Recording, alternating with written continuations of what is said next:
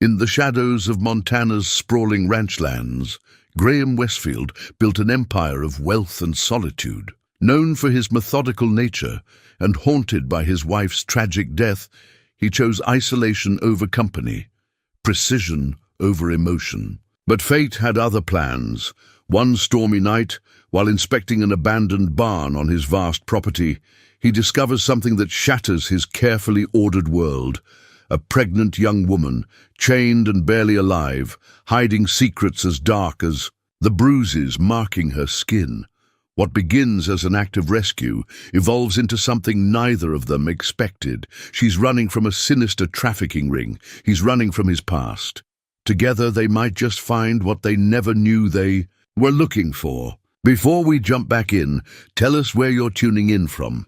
And if this story touches you, make sure you're subscribed, because tomorrow I've saved something extra special for you. The old storm lantern cast uncertain shadows across the barn's weathered boards as Graham Westfield knelt beside the huddled figure. His hands, calloused from years of ranch work, yet steady from military discipline, moved with deliberate care. As he opened his emergency medical kit, the woman flinched at every movement, her eyes wild with fear, one arm protectively curved around her swollen belly. "I'm not gonna hurt you," he said, his voice low and measured, the same tone he'd used years ago to calm spooked horses. "I'm going to remove these chains first." He held up the bolt cutters from his truck, moving slowly so she could see his intentions clearly. Thunder rolled across the Montana sky, and she pressed herself further into the corner. Graham noticed how her bare feet had angry red marks around the ankles, how her dress, once probably a cheerful yellow, was now stained and torn. His jaw tightened, but he kept his expression neutral. 20 years of military service had taught him that sometimes the quietest approach was the most effective. Miguel, his ranch foreman and closest friend, appeared at the barn door, rainwater dripping from his hat brim. "Senor Graham, I've got the truck warmed up and—" He stopped short, taking in the scene. Without another word, he pulled out his phone and stepped back outside. Graham knew Miguel would make the right calls. Doc Helena first, then Sheriff Patterson, but only after they had the situation secured. They'd worked together long enough to read each other's minds. "My name is Graham Westfield," he continued, speaking to the woman as he carefully positioned the bolt cutters. "This is my ranch. You're safe here." The chains fell away with a dull clank, and he immediately backed up, giving her space. She remained frozen, her breathing rapid and shallow. Graham recognized the signs of severe trauma. He'd seen enough of it during his tours. Reaching into the medical kit, he pulled out a sealed blanket and placed it within her reach before withdrawing again. "There's a doctor coming," he explained, settling himself on an old crate just far enough away to not seem threatening. "She's good people, been looking after the ranch hands and their families for years."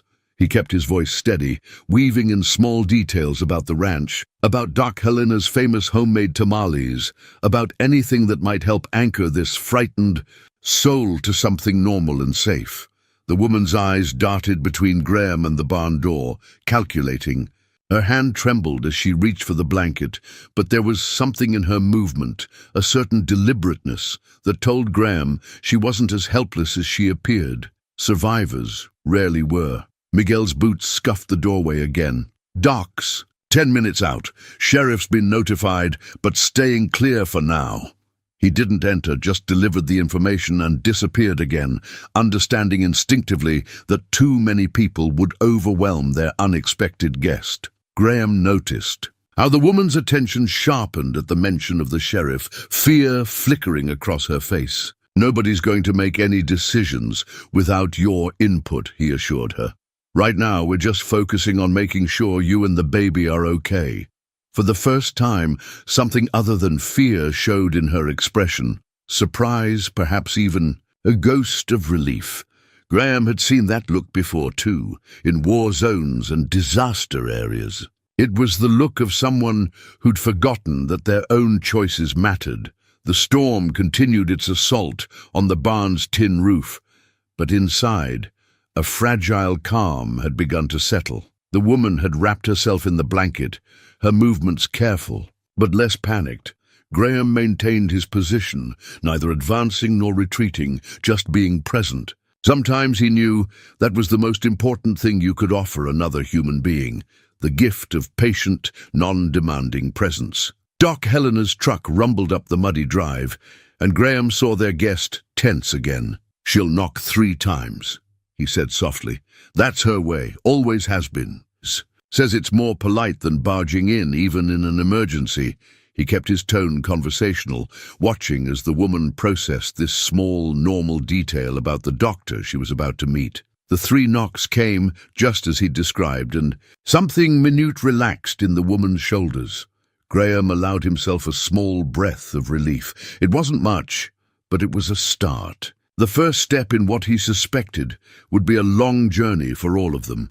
In the quiet of his study, Graham twisted the gold band he still wore, moonlight catching its worn surface. Sarah's ring, her matching one, lay in its velvet box on his desk, untouched for 5 years. Doc Helena had suggested he move it to storage last year, part of her gentle campaign to help him step forward. But some things weren't meant to be rushed.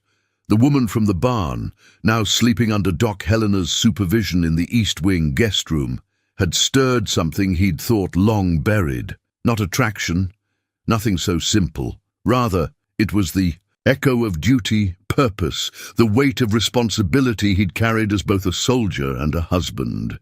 "You always did have a weakness for lost causes," Sarah would have said, that knowing smile playing at her lips. She'd been the one to help him transition from military to civilian life, teaching him that precision and passion weren't mutually exclusive. Thunder still rattled the windows, and Graham's mind drifted back to another stormy night, 12 years ago. He'd just bought the ranch, more land than any sane person would want, according to the local coffee shop gossip. Sarah had stood with him on the front porch, her artist's eyes seeing past the peeling paint and sagging boards to something greater. "It's not just a ranch," she'd said, squeezing his hand. "It's a fresh start, a place where broken things can heal." She'd been right, of course. Under their care, the ranch had transformed. Sarah's gardens brought colour to the grounds, while Graham's military precision turned the operation into a model of efficiency. They'd created something remarkable together, a sanctuary that drew people in. Miguel and his family had come first, then others, ranch hands, seasonal workers, all finding their place in the growing community. Graham's fingers found the small scar on his wedding band, a nick from the day everything changed. He'd been in town discussing cattle futures with the bank when the call came. Sarah, always adventurous, had taken one of the new horses out alone. A sudden storm, a spooked animal, a tragic fall. By the time they found her, it was too late. The doctors said she hadn't suffered, but that knowledge offered little comfort in the years that followed. Graham had retreated into himself, running the ranch with cold efficiency, letting the gardens wither. Miguel had tried to maintain them at first, but eventually understood that some wounds needed time to scab over. "You're brooding again, Viejo." Miguel's voice came from the doorway, accompanied by the smell of strong coffee. He set a mug on Graham's desk, then settled into the worn leather chair by the fireplace. It had been Sarah's favorite spot for reading. "Just thinking," Graham replied, picking up the coffee. Miguel had been making these late-night appearances since Sarah's death, perhaps understanding that some ghosts were easier to face with company. "The girl," Miguel said, "not a question. She reminds you of the ones we couldn't save, back then." Graham nodded slowly. Their unit had encountered trafficking victims before, in places where war and poverty made people desperate. But this was different. This was his land, his country. The thought that such darkness could reach even here. "Doc says she's about 7 months along," Miguel continued. "Healthy, considering, but scared. The kind of scared that doesn't go. Away with a warm bed and hot meal. She'll need protection," Graham said, his tactical mind already mapping out security improvements. The ranch's isolation, once a burden of loneliness, now seemed like an advantage. "She'll need more than that," Miguel replied softly. She'll need what Sarah always said this place could be, a sanctuary. Graham's hand tightened around Sarah's ring box. The velvet was worn smooth from years of similar moments sitting here, seeking answers from memories. But tonight felt different. Tonight the weight of the past seemed to be pulling him not backward, but forward. Sarah would have known exactly what to do, he said, a rare admission of uncertainty. Miguel smiled, the expression crinkling the corners of his eyes. Sarah would have already adopted her, painted her room, and started planning the baby shower. He paused, letting the truth of those words settle. Maybe that's not such a bad blueprint to follow. Graham looked out at the storm-dark ranchlands, remembering Sarah's vision of what this place could be. A sanctuary, a place of healing. Perhaps it was time to dust off that dream, to give it new life. He carefully opened the ring box, looking at Sarah's band one last time before closing it with quiet finality. Tomorrow he'd move it to the safe where it belonged, not forgotten, but no longer a weight around his neck. There was work to be done, and somewhere in the house a frightened young woman who needed more than just his protection. She needed a home, and perhaps, in helping her find one, he might finally find his way back to the man Sarah had always believed him to be. 3 days passed before the first note appeared. Graham found it on the breakfast tray Maria, Miguel's wife, had left outside the guest room door. The handwriting was precise, each letter carefully formed, as if the writer was remembering how to shape them. "Thank you for the clothes." 4 words that spoke volumes. Graham studied them over his morning coffee, noting the steady pressure of the pen strokes, the deliberate spacing. Not the writing of someone uneducated, but rather someone who had been denied the simple act of communication for too long. Doc Helena settled into the chair across from his desk, her medical bag still in hand from her morning checkup. "She wrote that herself," she confirmed, anticipating his unspoken question. "And she told me her name, Lena." "Lena," Graham repeated softly, tasting the name like a rare wine. It felt right, somehow, strong, despite its softness. "She's starting to trust, but slowly," Helena continued, her dark eyes serious. "The baby's doing well, but she's carrying more than just a child, Graham. The kind of trauma she's been through." She trailed off, choosing her next words carefully. "It's like your war veterans. The enemy might be gone, but the battlefield remains." Graham nodded, understanding all too well. He'd seen that 1,000-yard stare before, in mirrors and in the eyes of his fellow soldiers. "Has she said anything about—" "Not directly," Helena interrupted. "But I've treated trafficking victims before, at the reservation clinic. The patterns are similar. The way she checks sight lines to exits, how she hoards small items that could be used as weapons." She gave Graham a meaningful look. "The way she watches you especially. Me. You're a man in a position of power. That's complicated for her right now." Helena leaned forward. "But you're also the one who cut her chains, who hasn't demanded anything in return. She's trying to reconcile these things." A soft knock interrupted them. Maria entered with a fresh pot of coffee and another piece of paper.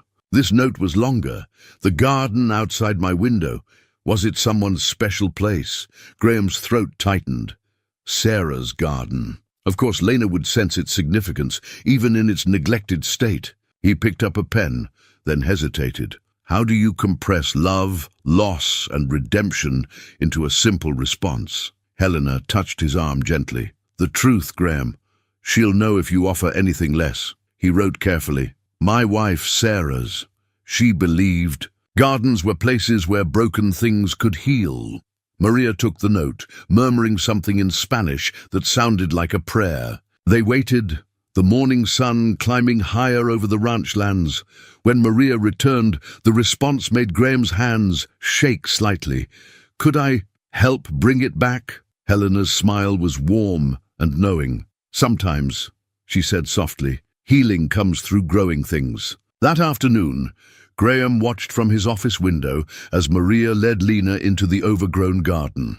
The young woman moved cautiously, one hand resting on her swollen belly, but her face showed the first real animation he'd seen. She touched the withered rose bushes with gentle fingers, examined the choked fountain with professional interest. Another note arrived with his evening coffee. "The roses can be saved. The fountain needs new pumps. I used to design gardens before." Before. Such a heavy word. Graham read between the lines, seeing the person she must have been: educated, creative, free. His jaw clenched at the thought of all that had been stolen from her. But here she was, finding her voice again through Sarah's beloved garden. He wrote back, "Whatever you need, the garden is yours now." The next morning, he found a detailed list of gardening supplies, written in that same precise hand. But it was the postscript that made his weathered heart stir. "My full name is Lena Kovac. I think it's time you knew that."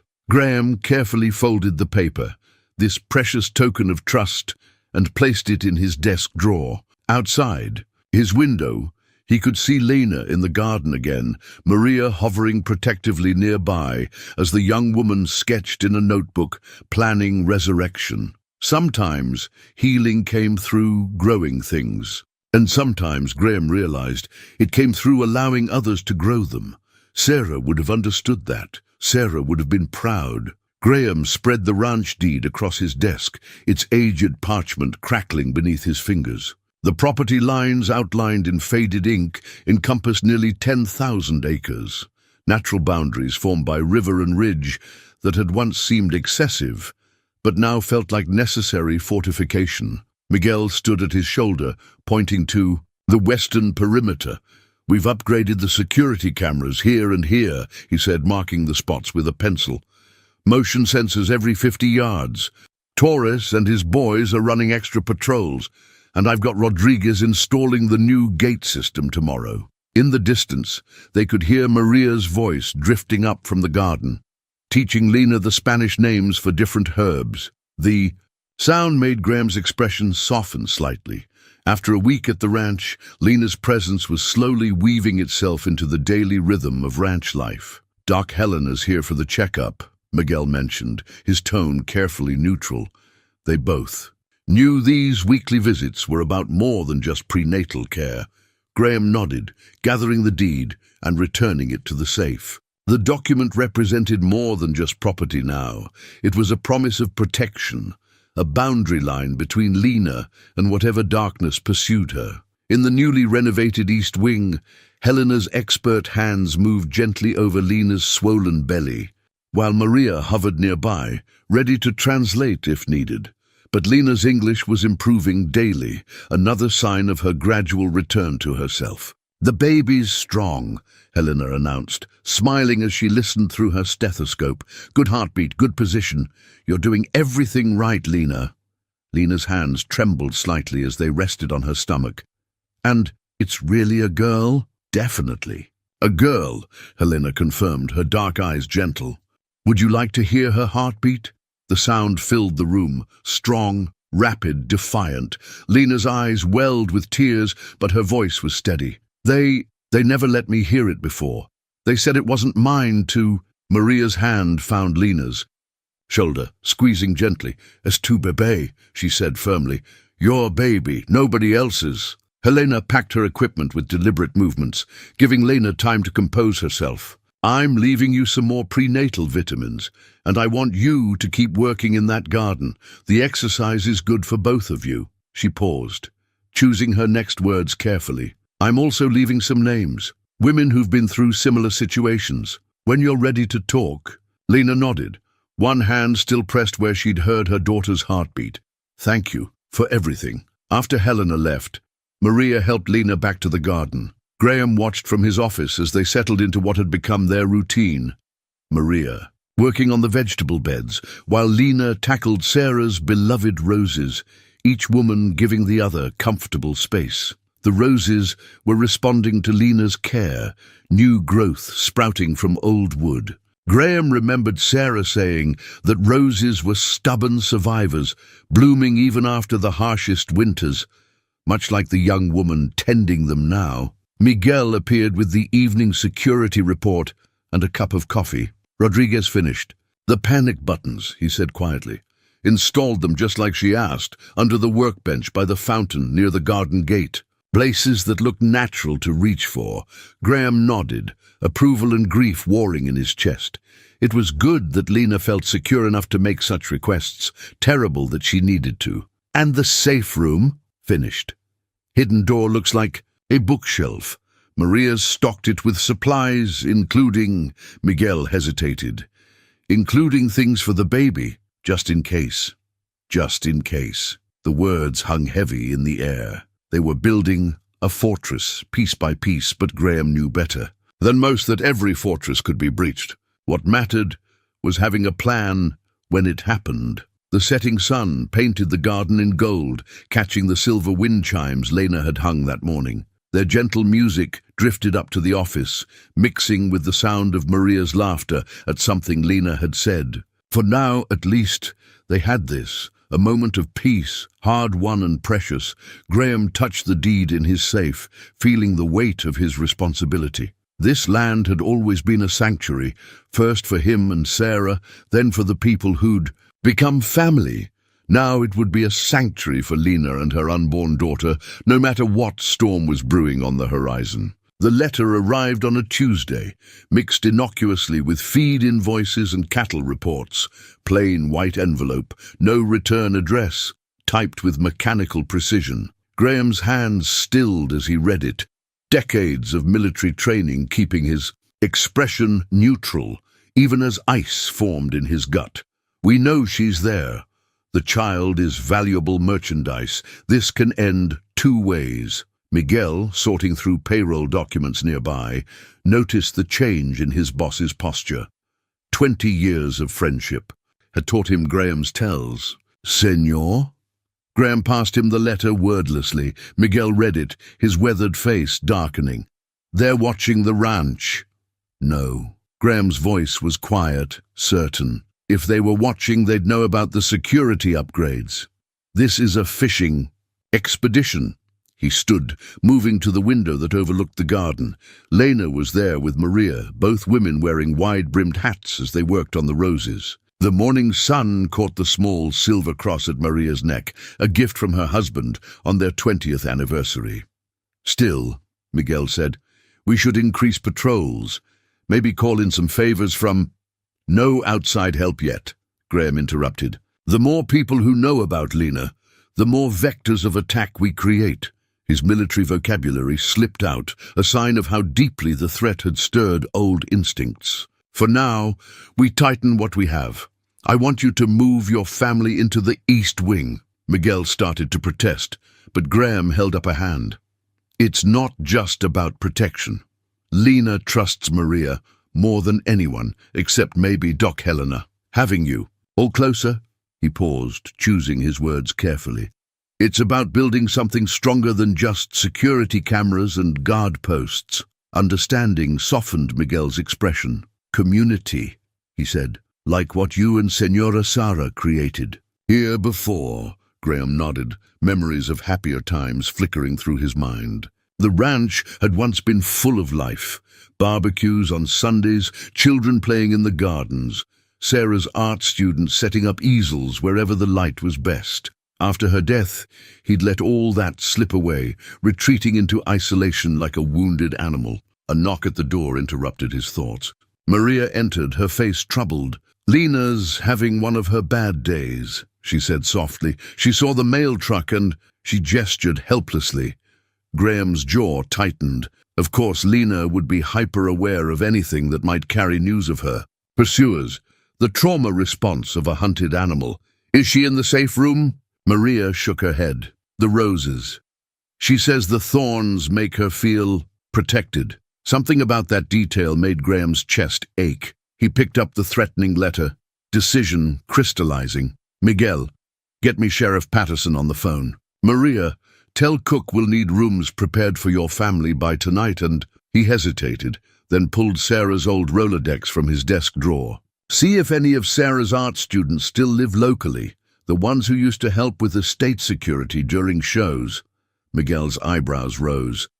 You're thinking of bringing the community back? I'm thinking it's harder to attack a living ranch than a mausoleum, Graham replied, already dialing the sheriff's number. And I'm done letting fear, hers or mine, dictate how we live.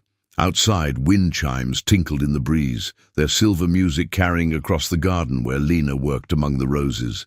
Her movements were quick, almost furtive, but she hadn't hidden. Graham watched as she carefully pruned dead wood away from new growth, her actions reflecting a truth she might not even recognize yet. Sometimes protection meant clearing away the past to make room for whatever came next. The sheriff's gruff voice came on the line, and Graham straightened.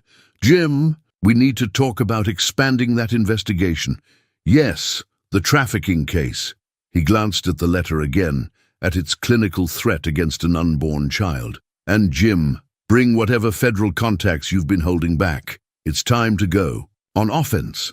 As he spoke, Graham saw Maria return to the garden, watched her gentle coaxing draw Lena away from her thorny sanctuary and toward the house. The young woman's steps were reluctant but steady, one hand resting on her swollen belly while the other clasped Maria's offered support. The sight cemented his resolve.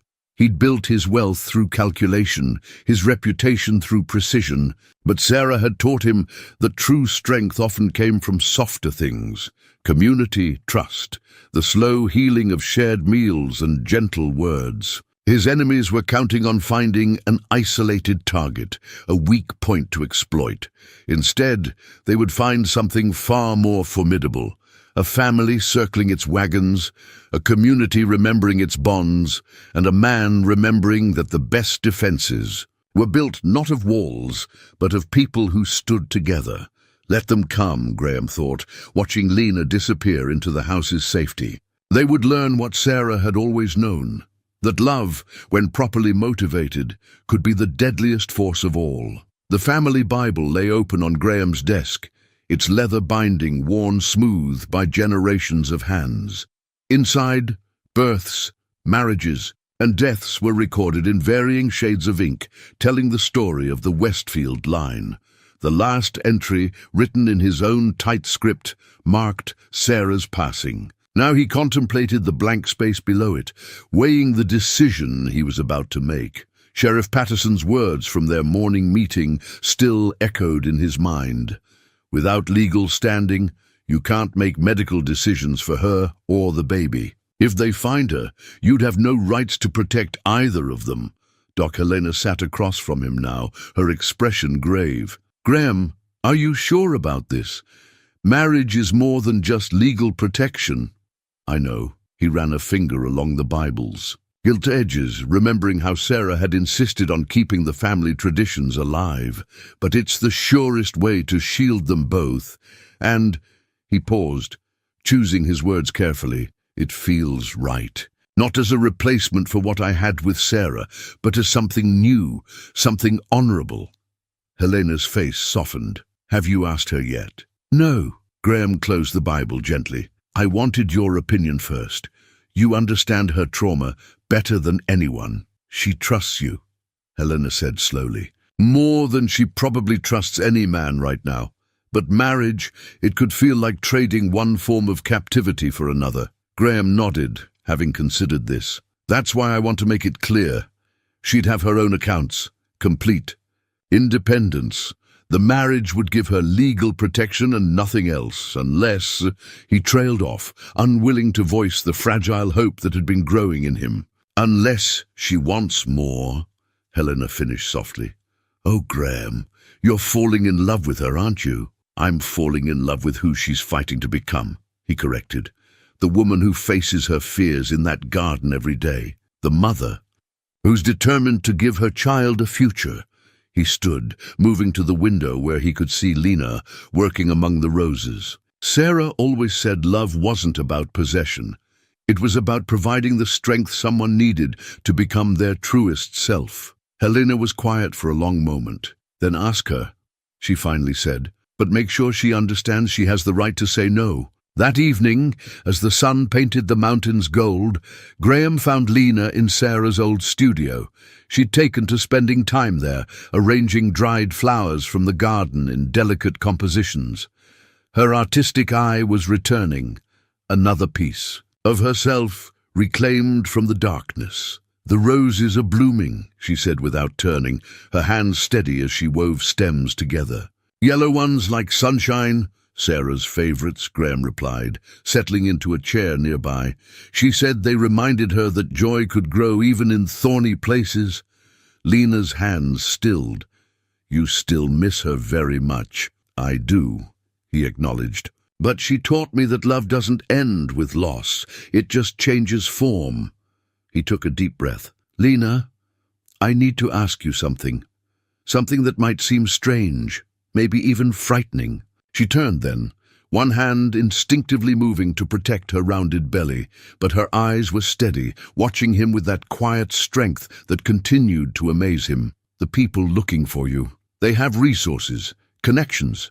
Right now, legally, I can only offer you limited protection." He leaned forward, keeping his posture open, non-threatening. "Marriage would change that, give you and the baby legal safety nets that nothing else can match." Lena's breath caught, but she didn't retreat. "You would marry me, even knowing what I am, what I've been. I would marry you knowing who you are," Graham corrected gently. "A survivor, an artist, a mother-to-be. Everything else is just shadows, and shadows can't stand against the light." Tears filled her eyes, but her voice was steady. "Would it be real?" "It would be whatever you want it to be," he answered honestly. "A legal arrangement only, or—" He gestured to the studio around them, to the life slowly rebuilding itself. "Or something we build together day by day, choice by choice. No pressure, no expectations, just possibility." Lena looked down at her hands, still holding the dried flowers. "I need time to think, of course." Graham stood slowly. "Take all the time you need. The choice is yours, Lena, completely yours." As he reached the door, her voice stopped him.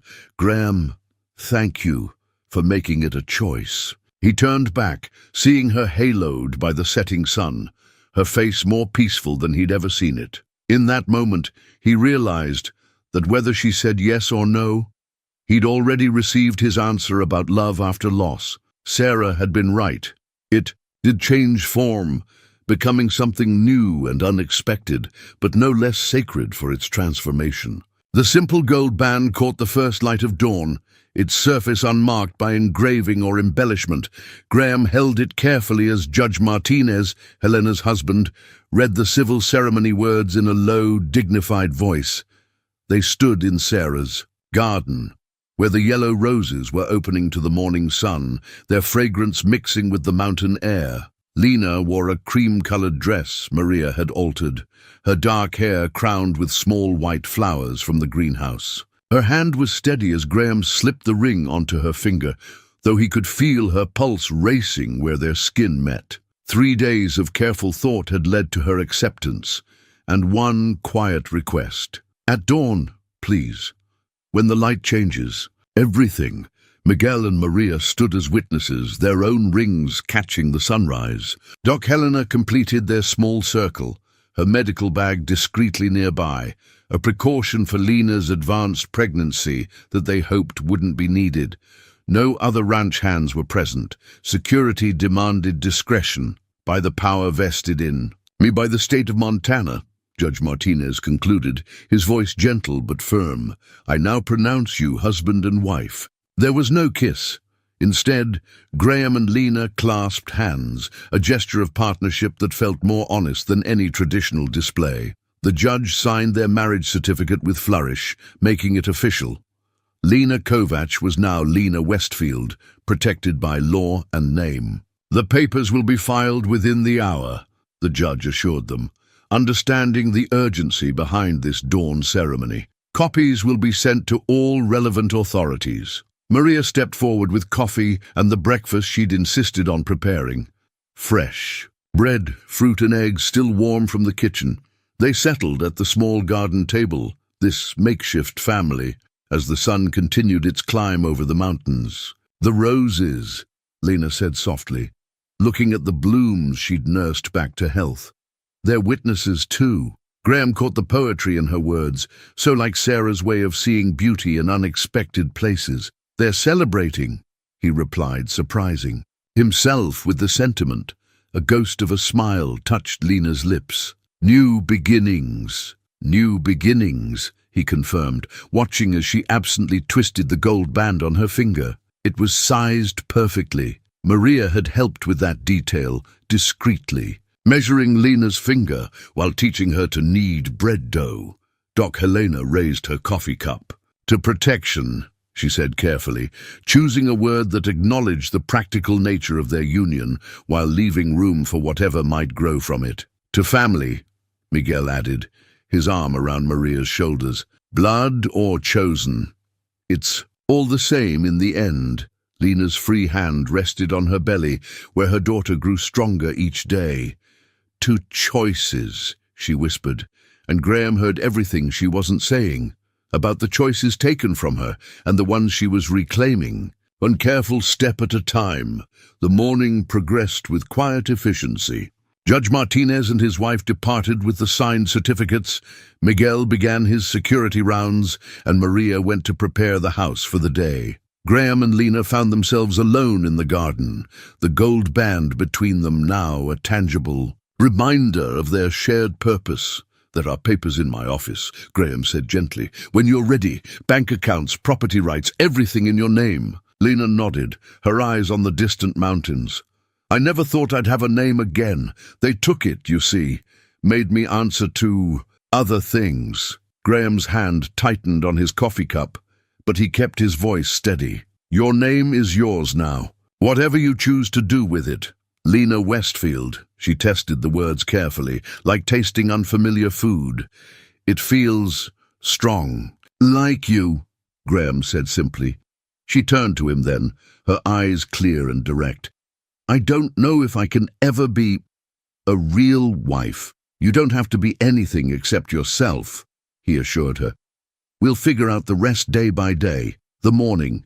Sun had fully cleared the mountains now, painting the garden in clear, honest light. In the distance, they could hear the ranch coming to life, horses nickering, screen doors slamming, Maria's radio playing soft Spanish hymns from the kitchen window. Lena touched one of the yellow roses, its petals still beaded with dew. Sarah would approve, I think, of using marriage as a shield, not a cage. Yes, Graham said softly, remembering his first wife's fierce belief in love as a force for freedom. Yes, she would. The security footage played on Graham's laptop in stark black and white, timestamp reading 02:47.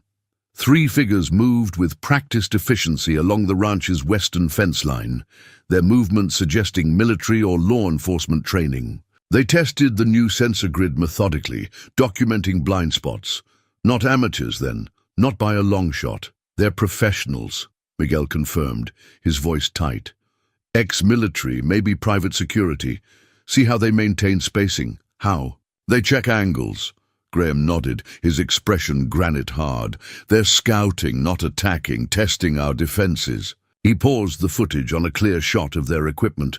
High-end gear, too. Someone's investing serious resources. The ranch's security room, converted from an old tack storage space, hummed with electronics. Multiple screens showed different angles of the property, while a sophisticated communications array kept them connected to both local law enforcement and private security contractors. Money that had once seemed excessive now felt barely adequate. Sheriff Patterson's team picked up their trail, heading east, Miguel reported, pulling up another screen. But they wanted to be followed, Graham finished, trying to gauge our response time, our connections. His military training kicked in, analyzing patterns, anticipating moves. They'll be back. Different angle next time. A soft knock interrupted them. Maria entered, her face worried. Lena's asking for you. She sensed something was wrong. Graham checked his watch. Nearly noon. Lena would be in the garden, working with the roses that had become her sanctuary. He found her there, outwardly calm but with tension visible in the set of her shoulders. They're coming, aren't they? she asked without turning, her hands steady as she pruned dead wood from a climbing rose. They tried, Graham corrected gently. The security worked. They didn't get within half a mile of the house. Lena's hands, stilled on the rose stems. I know their methods, their patience. She turned to face him, one hand resting protectively on her 8-month belly. They'll keep coming, until they find a way in. Then we'll keep them out, Graham said simply. But he saw something in her expression that made him pause. You recognize their tactics. It wasn't a question, but Lena nodded. The man who ran the operation, he used ex-military, said they had the right mindset, understood discipline. Her voice was clinical, distant, as if speaking about someone else's nightmare. They're very good at what they do. So am I, Graham reminded her. Quietly.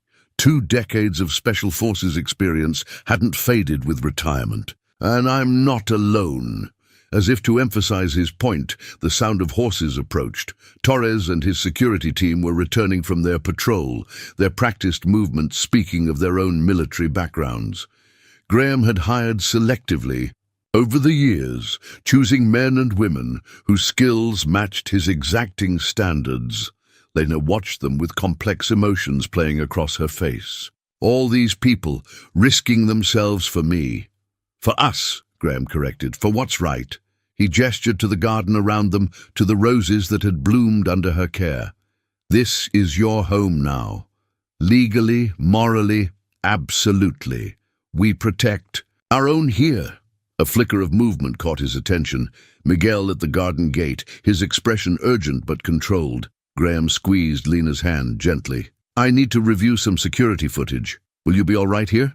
Maria's in the kitchen, she said, understanding his real question about supervision. I'll help her with lunch preparation. Back in the security room, Miguel pulled up new footage. They left something, he said grimly. Hidden camera here. The screen showed a tiny device concealed in a tree just beyond their property line. State-of-the-art stuff. Solar-powered satellite uplink. Graham studied the footage carefully. They're watching the ranch's routine, learning patterns. His jaw tightened. Call Torres. I want that camera functional, but feeding them what we choose. Time to play their game. Already done, Miguel confirmed. Doc Helena's husband. You remember he did counter-surveillance work before becoming a judge. He's helping us set up a false pattern, make them think they're seeing our real movements. Graham allowed himself a grim smile. The enemy was professional, well-equipped and determined, but they'd made one crucial mistake. They assumed they were hunting an isolated target, not a community that had faced down its own shadows and emerged stronger. The afternoon sun slanted through the security room's high windows as they worked, planning countermeasures, adjusting patrol schedules.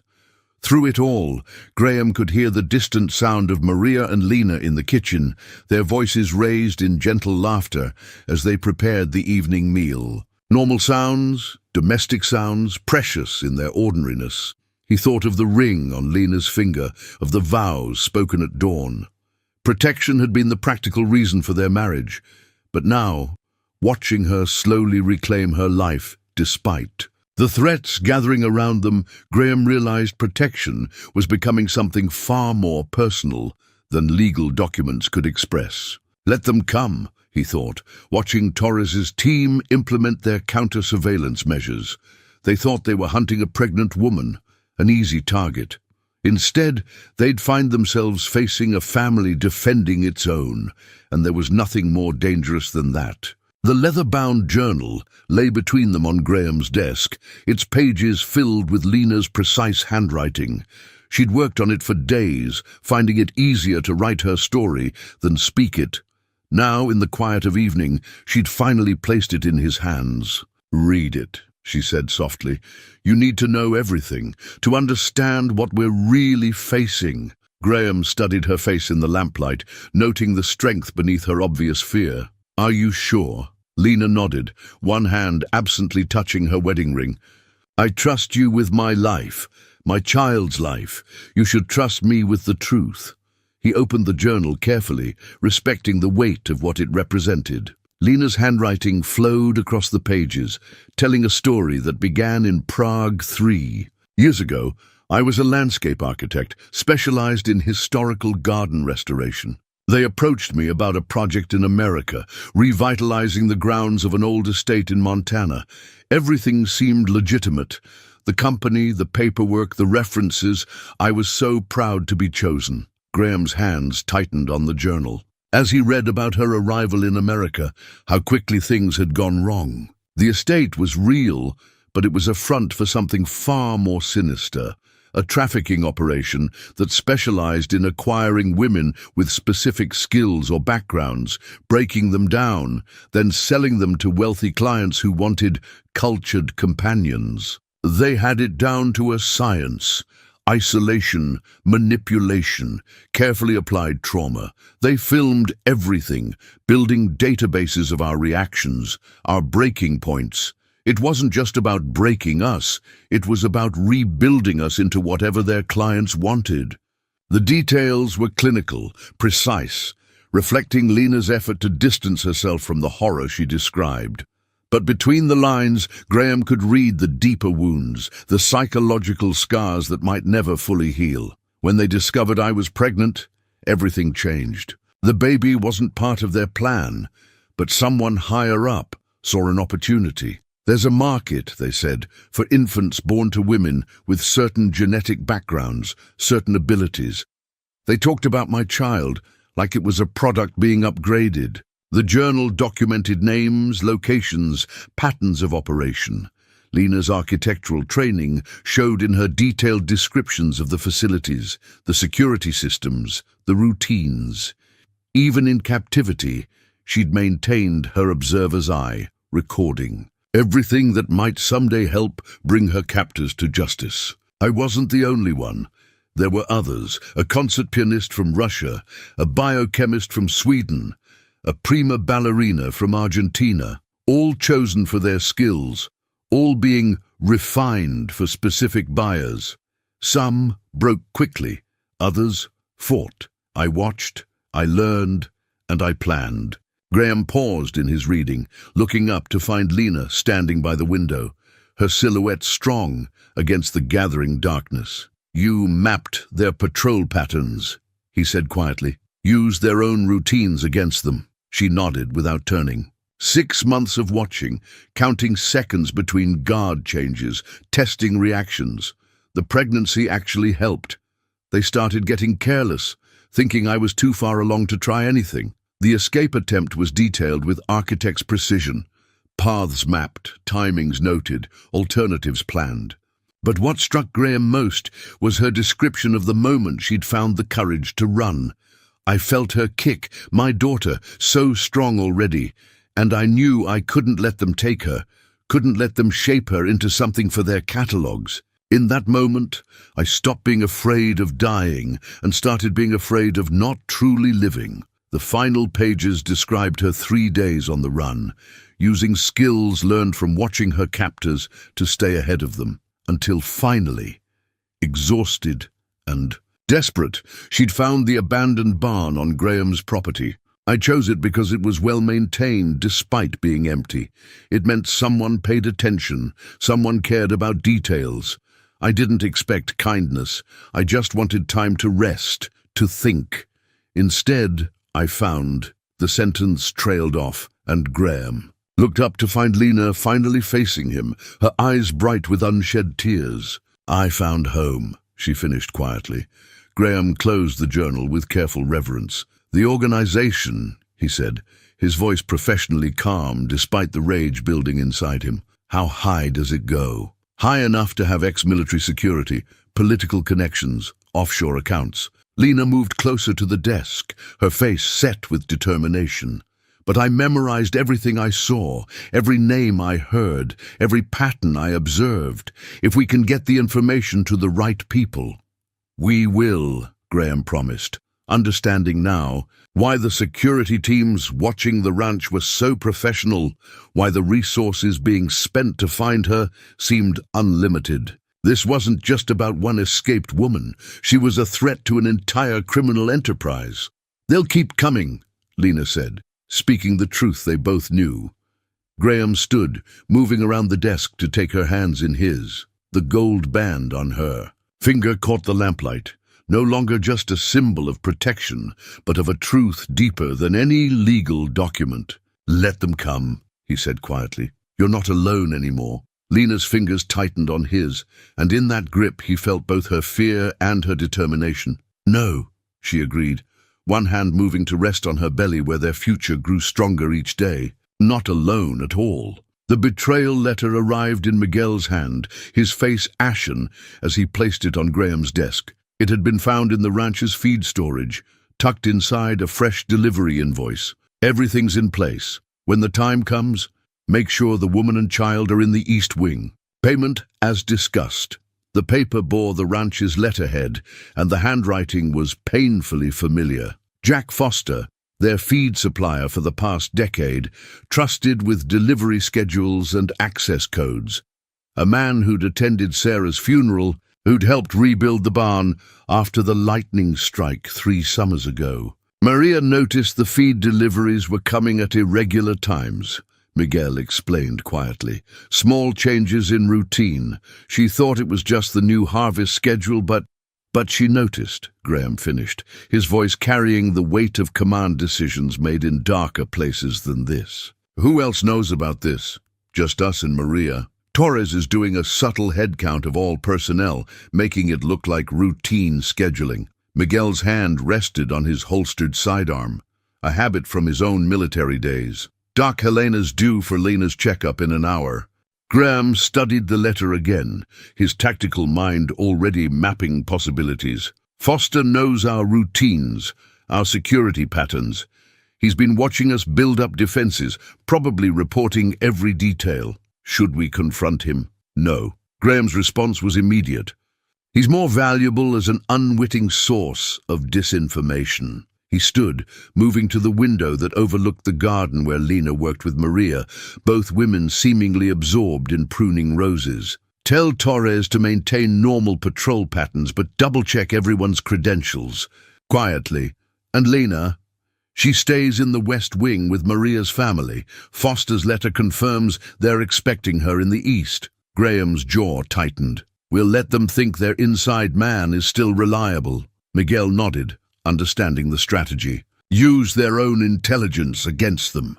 "Exactly." Graham turned back to his desk, pulling out the ranch's personnel files. "I want every employee's background rechecked, especially recent hires." And Miguel, he paused, the weight of command settling familiar on his shoulders. "Tell Maria to keep Lena busy in the garden. The roses need her more than ever." After Miguel left, Graham allowed himself a moment of pure, controlled rage. Foster had been more than an employee. He'd been part of the ranch's extended family, had shared meals at their table, celebrated birthdays, mourned losses. The betrayal cut deep, not just professionally, but personally. A knock at the door interrupted his thoughts. Doc Helena entered, her medical bag in hand, but her expression said she wasn't here for Lena's checkup yet. "Miguel told me," she said without preamble. "Foster's daughter was admitted to my husband's court last month. Drugs, probably looking at serious time." She let that sink in. The case was suddenly dropped. All charges disappeared. Graham absorbed this new information, pieces clicking into place. "Leverage. The kind that makes good men do desperate things," Helena agreed. "But Graham, that's not all. The judge who dismissed the charges, he's connected to a private adoption agency that's been under investigation, the kind that deals in special cases for wealthy clients." The implications hung heavy in the air. Foster's betrayal was just one thread in a larger web, one that reached into law enforcement, the courts, legitimate businesses. Exactly the kind of network Lena had described in her journal. "How's she doing?" Graham asked, the question carrying more weight than just medical concern. "Strong? Stubborn?" Helena smiled slightly. "The baby's dropped a little. We're looking at weeks, not months." She paused, choosing her next words carefully. "She's survivor, Graham. She'll understand about Foster." "She shouldn't have to," he replied quietly. "This place was supposed to be her sanctuary. It still is." Helena's voice was firm. "Because it's not the walls that make a sanctuary, it's the people willing to defend it." She opened her medical bag, pulling out a small package. "Which reminds me, Maria asked me to bring these. Inside the package were small sachets of dried roses, carefully preserved from the garden. The scent filled Graham's office, carrying memories of Sarah, but also of recent days watching Lena bring the flowers back to life. Maria says Lena's been making them, Helena explained, putting them in all the rooms. Old European tradition, apparently. Roses for protection, for blessing. She smiled. Rather fitting, don't you think? Using beauty as a shield. Graham touched one of the sachets gently. Even in this, Lena was fighting back, transforming fear into fragrance, threat into threshold guardians. It was a different kind of strength than he was used to, but no less powerful for its subtlety. "Keep her in the garden with Maria," he instructed. "Let her make her roses." But Helena, his voice took on the edge that had once commanded elite military units. "Watch everyone. Trust no one outside our immediate circle." Helena nodded, understanding the shift in protocol. "The best defense is often invisible," she said softly, echoing one of Sarah's favorite sayings, "like thorns hidden beneath roses." Graham looked out at the garden again, where Lena worked among her flowers, unaware yet of this new betrayal. She'd survived worse, he reminded himself, and this time she wasn't facing it alone. Let Foster think he'd bought their trust with years of false friendship. The thorns were still sharp beneath the blooms, and they were ready for whatever storm was coming. Graham's old military tags clinked softly as he pulled them from his desk drawer, the worn metal catching moonlight. He hadn't touched them in years, but tonight they felt right in his hand, a reminder of who he'd been, who he might need to be again. The ranch's security system had picked up multiple vehicles approaching from 3 directions. Foster's betrayal was bearing fruit. 4 teams, professional configuration, Torres reported through the secure comlink. "They're using Foster's codes to bypass the outer gates." "Let them," Graham replied, his voice carrying the quiet authority that had once guided Special Forces operations. Everything according to plan. In the safe room, converted from an old root cellar beneath the west wing, Lena sat with Maria and Helena. Through the sophisticated monitoring system, they could see the ranch's security response unfolding like a chess game. Graham had insisted they understand every move, every contingency. "No more victims," he'd said. "Only survivors." "They're expecting us in the east wing," Lena said softly, one hand resting on her belly. "Walking into their own trap." Miguel's voice crackled over the comm. "First team approaching the east wing entrance, second team covering the garden, third and fourth spreading wide. Standard search pattern." Graham watched the tactical display, years of training sliding back into place. Foster had sold them detailed information about the ranch's security, information that was now perfectly, fatally wrong. Every defensive position had been quietly shifted, every response pattern altered. The enemy was walking into a carefully crafted illusion. "Contact at the east wing," Torres reported. "They're in." Through the cameras, they watched the strike team enter the wing that had been their supposed target. Instead of finding a vulnerable pregnant woman, they found themselves in a carefully prepared kill box, non-lethal but highly effective. Gas dispensers activated, filling the space with a sophisticated, incapacitating agent, the kind Graham's old unit had used for hostage recovery operations. "Second team reacting," Miguel called out. "They're moving to—" "Wait," a pause. "Graham, they're not following standard tactical response. Someone's directing them with inside knowledge." Graham's fingers tightened on his tags. "Foster's not just a source," he realized. "He's on site, coordinating." He keyed his comm. "Torres, pattern Sierra 9. They'll try to flank through the rose garden." Lena's head came up sharply. "The roses," she said, her voice carrying an edge Graham had never heard before. "They'll go through Sarah's roses." "They'll try," Maria answered grimly, and Graham could hear in her voice the same fierce protectiveness that had kept the garden alive after Sarah's death. The security footage showed the second team moving exactly as predicted, using the garden's dense foliage as cover. But Sarah's garden had been more than just a memorial. It was part of the ranch's defensive architecture. The rose-covered trellises that appeared decorative were actually reinforced barriers. The gravel paths that seemed random followed carefully. Planned containment patterns. Now, Graham commanded, the garden's irrigation system activated, but it wasn't water that sprayed from the carefully hidden nozzles. The same incapacitating agent used in the east wing filled the garden paths, turning Sarah's sanctuary into a trap for those who would desecrate it. Third team pulling back, Torres reported. Fourth team, they're regrouping at Foster's position. Graham allowed himself a grim smile. Signal the sheriff. Time for Phase 2. Through the cameras, they watched as law enforcement vehicles emerged. From hidden positions around the property, their lights staying dark. The trap wasn't just for the strike teams, it was for everyone who'd helped organize this attack. Graham, Lena's voice came through his private comm channel. Foster's trying to reach the north gate. I recognize his walk from the deliveries.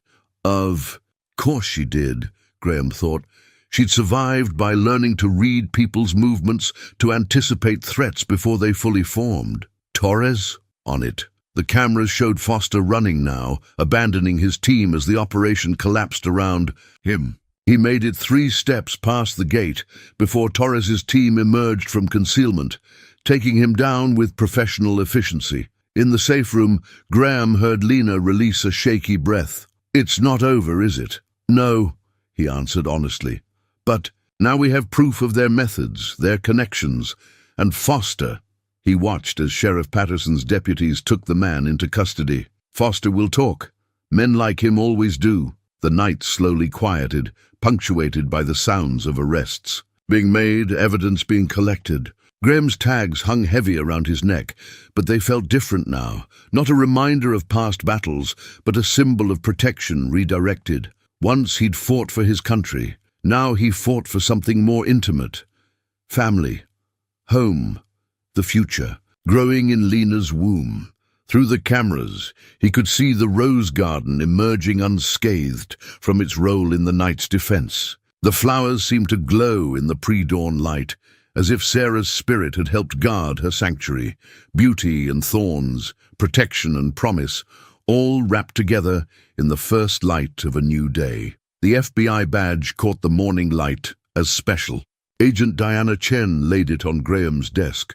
Foster's singing like a canary, she said without preamble. Names, dates, bank accounts, everything. But we need Lena's testimony to make it stick. Graham studied the federal agent, noting the competence in her posture, the determination in her eyes. Sheriff Patterson had vouched for her personally, but trust came harder these days. She's 8 months pregnant, which is exactly why we need to move now. Chen's voice softened slightly. Before the baby comes. Before they can regroup and try again. Through the window, Graham could see Lena in her usual morning spot, tending the roses that had helped defend their home. She moved more carefully now, her pregnancy advancing, but with no less determination. It's her choice, he said finally. Everything about her life from now on is her choice. Chen nodded, understanding. Of course. But Mr. Westfield, she pulled out a thick file. We've identified 6 other women from the same operation, all highly skilled professionals, all still missing. She let that sink in. Your wife's testimony could help save them. Graham's jaw tightened at Chen's deliberate word choice. Marriage of convenience or not, Lena was his wife now, and the thought of other women suffering as she had. I'll talk to her, he agreed. But Agent Chen, this happens on our terms. Our timeline. Agreed. She stood, gathering her badge. We've got surveillance on their major properties, freezes on their known accounts, but these people, they're like water. They'll find new channels unless we dam the source. After Chen left, Graham found Lena in the garden. She was working on a new trellis design, something that combined beauty with subtle defensive positions. The architect in her healing alongside the survivor. You heard? She asked, without looking up from her sketches. The roses have ears, Graham said softly, and was rewarded with the ghost of a smile.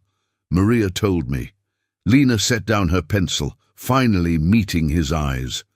6 women, Graham. 6 lives in suspended animation, waiting for someone to find them like you found me. The weight of it hung between them. Responsibility, possibility, the chance to turn survival into salvation. Graham watched as she absently twisted her wedding ring, a habit she'd developed when wrestling with difficult decisions. "It's not just about testimony," she said finally. "I can identify locations, security patterns, the whole infrastructure." Her hand moved to her belly, protective. "But I won't risk her, not even for this." "We do it smart," Graham assured her.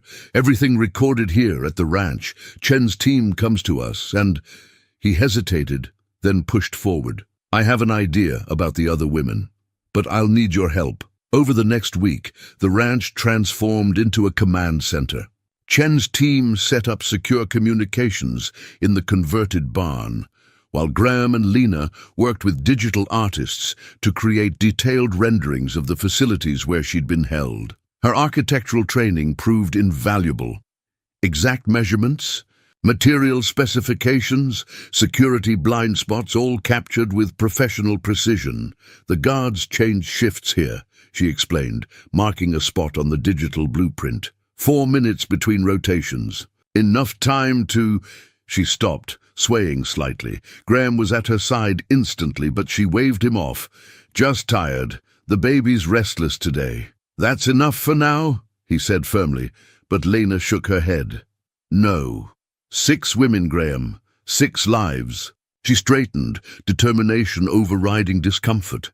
"They used my skills against others. It's time to use them for something better." They worked through the night, Lena's testimony interwoven with tactical analysis from Graham's military experience. Patterns emerged: shell companies, property holdings, transport routes. A network built on the assumption that no one would look too closely at wealth and influence. "Got them," Chen announced at dawn, her team coordinating with offices across 3 countries. "Warrants are going out. Teams are moving into position." Graham and Lena watched from the security room as the operation unfolded on multiple screens. Properties raided, accounts frozen, arrests made with synchronized precision. But it was the smaller screen that held their attention. Live footage from a compound in Idaho, where tactical teams were escorting women to safety. "The pianist," Lena whispered, recognizing a figure being helped into an ambulance. "And there, the biochemist." Tears slid down her cheeks, but her voice was steady. "They made it." Graham's hand found hers, their fingers intertwining. Through the speakers, they could hear Chen coordinating with other agencies, building cases, closing nets. But here in the quiet of their sanctuary, something more personal was happening. "Sarah would be proud," Lena said softly, "using this place to help others heal." Graham thought of his first wife's vision for the ranch, of the sanctuary it had become. "She'd be proud of you," he corrected gently. "We all are." Outside, the morning sun touched the roses, their blooms opening to a new day. 6 women were starting their journeys to freedom, finding their way back to themselves, just as Lena had. It wasn't over. There would be trials, testimonies, long roads of recovery ahead. But watching Lena's quiet strength as she helped dismantle the organization that had tried to break her, Graham understood that sometimes the greatest victory wasn't in surviving, it was in helping others survive too. The hand-knitted baby blanket lay ready in the medical room, its soft yellow wool the color of Sarah's roses. Maria had worked on it secretly for weeks, weaving prayers and protection into every stitch. Now, as Lena's labor intensified, it waited to receive new life. "Breathe through it," Doc Helena coached, her professional calm an anchor in the storm. "Of contractions, just like we practiced." Lena gripped Graham's hand, her strength surprising them both. The labor had started in the garden, naturally, where else, as she'd been sketching plans for a children's area among the roses. Now, 12 hours later, the ranch held its collective breath. "Something's wrong," Lena gasped between contractions. "It feels different than it should." Helena's eyes met Graham's over Lena's head. They'd prepared for this possibility, the trauma, the stress, the complications that could arise. The nearest hospital was 30 minutes away, but a medical helicopter waited on standby at the county airfield. "Let me check," Helena said calmly, but Graham caught the slight tension in her movements. Years of reading battlefield situations told him everything he needed to know. "The baby's heartbeat is dropping," Helena announced, professional mask firmly in place. "Lena, sweetheart, we need to get you to the hospital." Fear flashed across Lena's face, not of the medical emergency, but of leaving the ranch's security. "No," she managed between contractions. "Not safe." "I've got a security team at the hospital," Graham assured her. "Torres is coordinating with local law enforcement. Agent Chen has federal marshals on standby." He squeezed her hand gently. "Trust me one more time." Their eyes met, and in that moment the lines between convenience and commitment, protection and love, blurred completely. Lena nodded, just as another contraction hit. The next hours passed in a blur of movement. The helicopter landing on the ranch's emergency pad, Helena rattling off medical terms to the flight crew, Maria pressing the yellow blanket into Graham's, hands with fierce instructions to make sure it stayed with them. In the helicopter, Lena's grip on Graham's hand never wavered. Even through the worst contractions, even as monitors beeped warnings, she held on with the same quiet strength that had carried her through darkness to find them. "Talk to me," she gasped as another contraction peaked.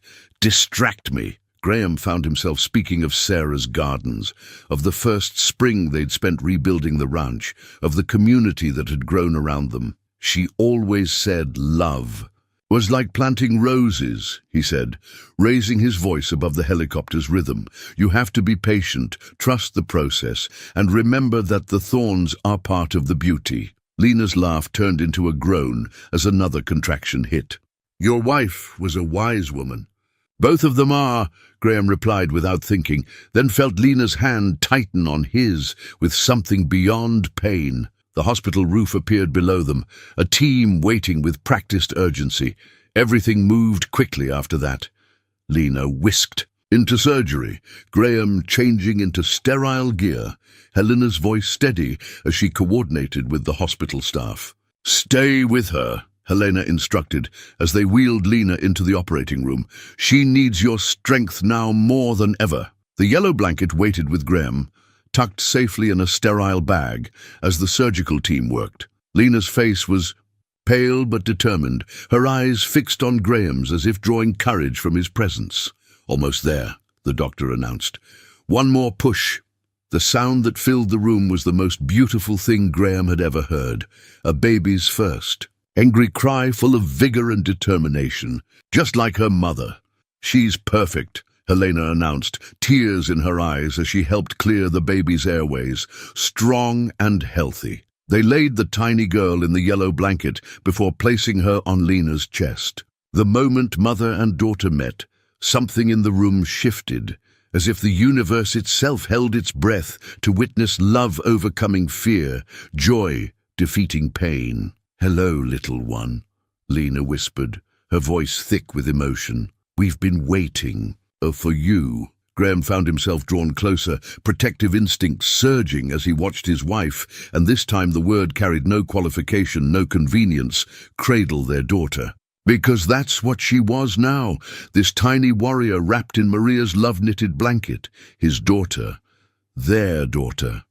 "Sarah," Lena said softly, looking up at Graham with tired eyes.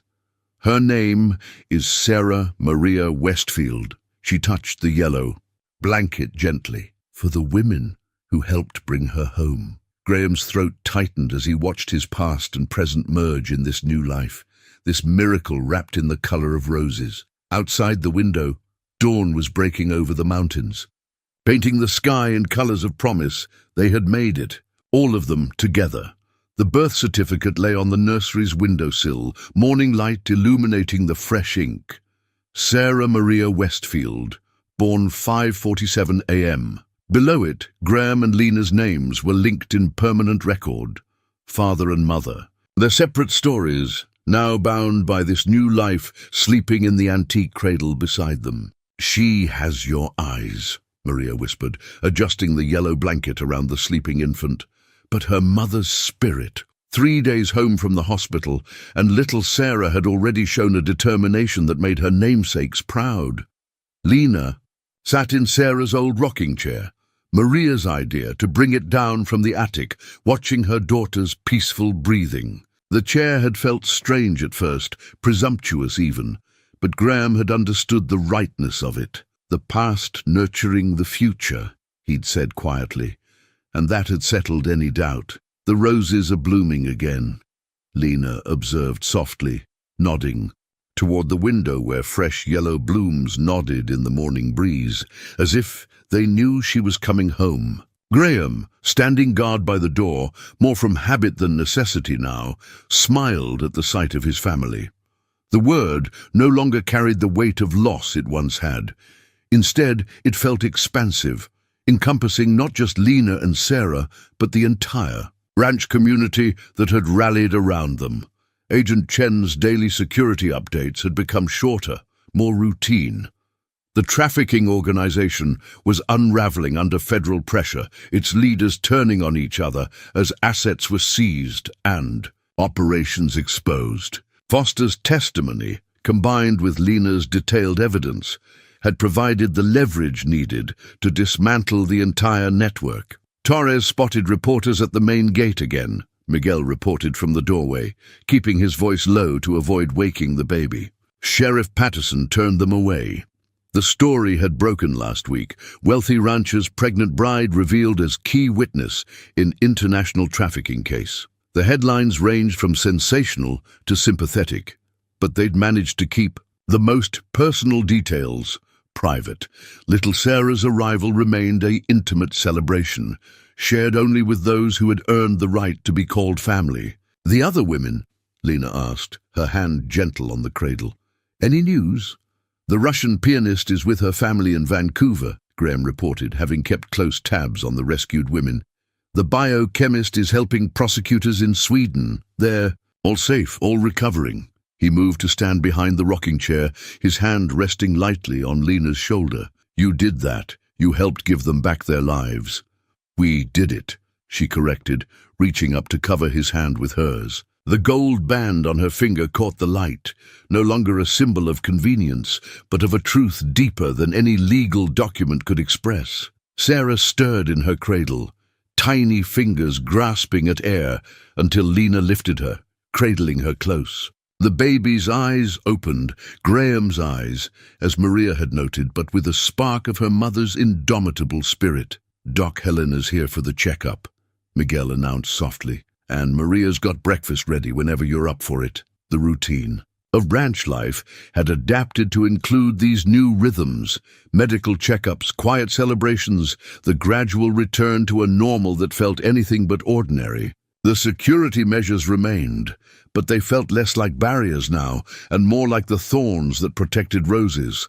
Necessary, natural, part of the greater whole. "I've been thinking," Lena said, as Helena examined the baby with gentle expertise, "about the garden, the children's area I was designing before."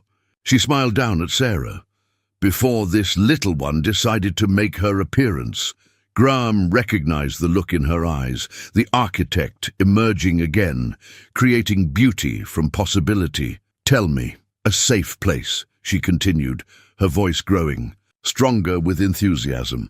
"For children who've been through trauma, who need somewhere to heal. We could work with the recovery programs, offer them a sanctuary like the one you gave me." Helena's eyes met Graham's over Lena's head, professional assessment mixed with personal approval. The idea was ambitious, but then so had been every step that had led them here. "Sarah would have loved that," Graham said softly, and they all knew he meant both Sarah's. His first wife, who had seen the ranch's potential for healing, and his newborn daughter, who represented its future. "Then it's settled," Lena declared, with the quiet authority that had survived darkness to bloom in. "Light. Our daughter should grow up knowing that beauty can heal, that safety can be shared, that love." She looked up at Graham, her eyes full of a future neither of them had imagined possible months ago. That love can grow in the most unexpected gardens. Outside, the morning sun painted the roses gold, their fragrance drifting through the open window like a blessing. Sarah cooed softly in her mother's arms, secure in the knowledge, even at days old, that she was surrounded by unshakable love. The birth certificate caught the light, official and ordinary at the same time. But it was more than just a document. It was a promise, a new chapter, a declaration that what had started as sanctuary had bloomed into something far more precious, a family forged by choice, strengthened by trial, and bound together by love, as fierce as thorns and as gentle as roses. The court documents spread across Graham's desk told a story of justice in neat typed lines. Convictions, 37. Assets seized, millions. Foster's plea deal accepted. The trafficking ring's leadership sentenced. Each page represented another thread of the dark web that had nearly claimed Lina, now systematically dismantled by federal prosecutors. "It's really over," Agent Chen said, her usual professional demeanor softened by satisfaction. "The last appeals were denied this morning." She handed Graham a final document, a formal protection order that would permanently seal certain records, protecting Sarah's future from her mother's past. In the garden, visible through his office window, Lina sat with 2-month-old Sarah in the newly completed children's area. The space was a masterpiece of therapeutic design. Gentle curves, soothing colors, subtle security features disguised as playful elements. Already, 3 families from the recovery program had found healing among its paths. The Swedish authorities want to consult with Lina, Chen continued, about designing similar spaces for their recovery centers. They're willing to work remotely, of course. Graham watched his wife point out different flowers to their daughter, naming them in English. "And check," her voice carrying faintly through the open window. "She'll like that, using her skills to help others heal. She's already helped more than she knows." Chen pulled out her tablet, showing headlines from across the globe. The story had inspired changes in international law enforcement, new protocols for protecting vulnerable professionals, increased scrutiny of high-end trafficking operations. Her testimony didn't just bring down one organization, it's changing how we fight these crimes. The baby's laugh drifted up from the garden, followed by Maria's warm chuckle. Graham felt the sound settle in his chest, a reminder of everything they'd gained through all they'd endured. "Foster's asking to make a statement," Chen said carefully, "before they transfer him to federal custody. Says he wants to apologize." Graham's jaw tightened. The former feed supplier's betrayal still stung, though not as sharply now. "That's Lina's decision to make." "Already made it," Lina's voice came from the doorway. She carried Sarah with practiced ease now, the baby contentedly playing with her. Mother's necklace, a gift from Graham, yellow diamonds in the shape of a rose. "I'll hear what he has to say." Graham started to protest, but stopped himself. This was Lina's strength, facing darkness head-on, transforming it into something useful. She'd done it with her trauma, with her skills, with the very garden that had become her therapy and triumph. "Not in person," she continued, settling into the chair beside his desk. "But I'll read his statement. Maybe understanding why he chose betrayal will help us better protect others." Chen nodded, respect evident in her expression. "I'll arrange it. And Lina?" She hesitated, then pressed forward. "The Bureau's victim advocacy program, they'd like you to consider consulting. Your perspective, your experience with creating safe spaces, it could help shape how we support survivors." Sarah cooed, reaching for the court documents with curious fingers. Lina gently redirected her daughter's attention to the rose necklace. "I'd like that," she said quietly, "but my family comes first now." "Always," Graham affirmed, watching their daughter's face scrunch in a mighty yawn. Some battles were won with tactical precision, others with patient love. They'd learned to master both. After Chen left, they walked together to the garden. Sarah, dozing against Lena's shoulder. The children's area was empty today, waiting for the next group of healing families to arrive. But the roses bloomed steadily, their yellow petals bright against the Montana sky. "I used to dream of designing spaces like this," Lena said softly, surveying her creation. "Before, but I never imagined." She traced her finger along one of the subtle security features, a beautiful arch that doubled as a camera housing. "I never imagined building something that was both beautiful and strong." Graham watched a security patrol pass discreetly along the perimeter, necessary still, but no longer their primary focus. "Like its designer," he said simply. Lena smiled, adjusting Sarah's weight as the baby slept. "Like our family," she corrected. "Beautiful because of its strength, strong because of its beauty." The court documents would be filed away, their victory recorded in legal archives. But the real triumph was here, in this garden where roses bloomed and children healed, where love had transformed protection into providence, and where a family born of convenience had grown into something as natural and necessary as breathing. Sarah sighed in her sleep, safe in her mother's arms, while overhead wind chimes played their silver music to the Montana wind. Justice had been served, yes, but more importantly, love had bloomed, thorns and all. The family portrait hung in the ranch house's main hall, catching evening light through western windows. 3 smiling faces, Graham standing tall and protective, Lena seated with quiet confidence, 3-month-old Sarah reaching toward the camera with her mother's determination and her father's eyes. But it was more than just an image. It was a declaration, a milestone. The first time Lena had agreed to have her photograph formally taken since her escape. "It's perfect," Maria declared, adjusting the heavy frame with maternal precision. "Right. Between the old photos, where it belongs." She was right. The new portrait fit naturally between weathered images of ranch history, Graham and Sarah's wedding, Miguel and Maria's 20th anniversary. The whole community gathered after rebuilding. The barn, past and present, flowing together like the generations of roses in the garden. "Sarah would have loved this," Helena said softly, standing back to admire the arrangement. "Both Sarah's," she amended with a smile, watching the baby bounce in Lena's arms. The ranch had come alive again, its rooms filled with purpose and warmth. The security measures remained, but they'd evolved, less obvious now, integrated into the natural rhythm of ranch life. Torres's team had become family, their protective, duties balanced with regular ranch work and involvement in the recovery program. The Russian pianist called, Lena told Graham as they settled in the garden for their evening routine.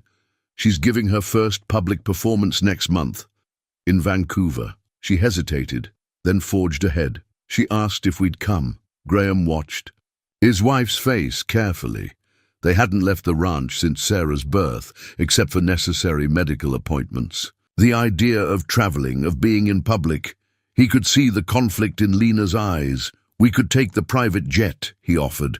"Torres's team would handle security, and Vancouver's beautiful in the fall."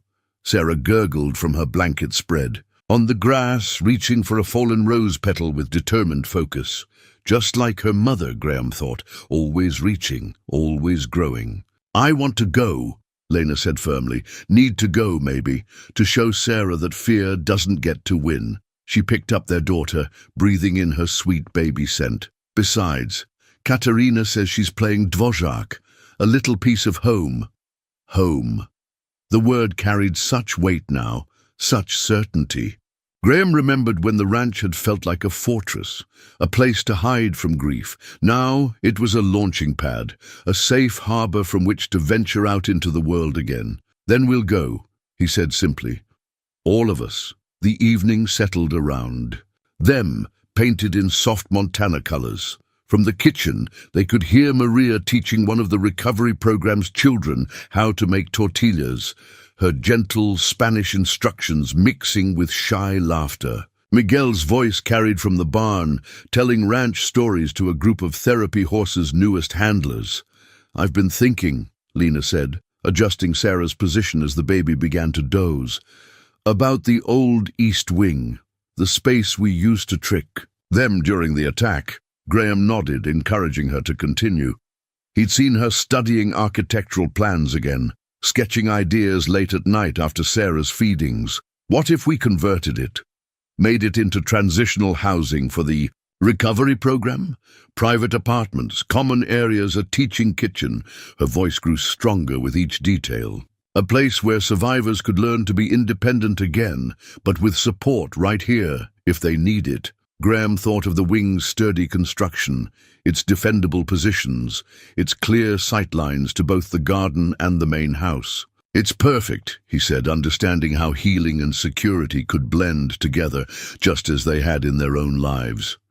We could call it Sarah's Wing, Lena continued softly, for both of them. The woman who first dreamed of this place as a sanctuary, and the daughter who helped make it one. Graham reached out, taking his wife's free hand. Her wedding ring caught the evening light, no longer a symbol of convenience but of choice, of growth, of love that had bloomed like roses through concrete. "You know what this means?" he asked, his voice gentle with understanding. "Taking on a project like this?" Lena nodded, her face set with familiar determination. "It means fully stepping into my role here, not just as someone who needed sanctuary, but as someone who can help create it." She looked down at their sleeping daughter. "It means showing Sarah that healing isn't just about getting better, it's about helping others do the same." The portrait in the hall caught the last rays of sunset, the glass reflecting golden light like a blessing. In it, they looked like any happy family. The strong father, the loving mother, the precious child. But Graham knew the strength captured in that image went deeper than appearance. It showed a family forged in fire, tempered by trust, and blooming with the same resilience as the roses that surrounded them. A family that had learned that the greatest healing often came through helping others heal. Sarah sighed in her sleep, safe in the circle of her mother's arms, while overhead the evening star emerged in a darkening Montana sky. Tomorrow would bring new challenges, new opportunities for growth.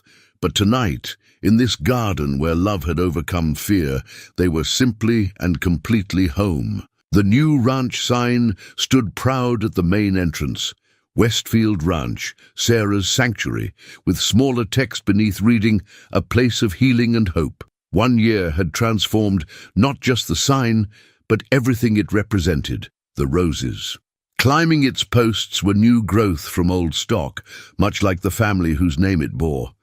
Graham stood beside it now, 6-month-old Sarah secure in his arms as they waited for Lena's return. She'd finally agreed to present her sanctuary designs at a conference in Denver, her first public speaking engagement. Miguel's truck approached, bringing her home through the golden afternoon light. "There's Mama," Graham whispered to Sarah, who bounced with excitement in his arms. The baby had her mother's spirit and her father's watchful nature, a combination that both delighted and challenged them daily.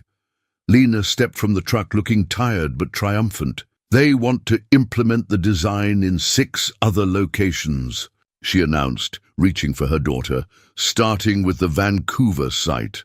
"Of course they do," Graham said proudly. "You've created something revolutionary here." He gestured toward the ranch, where the integration of beauty and security had become a model for recovery programs worldwide.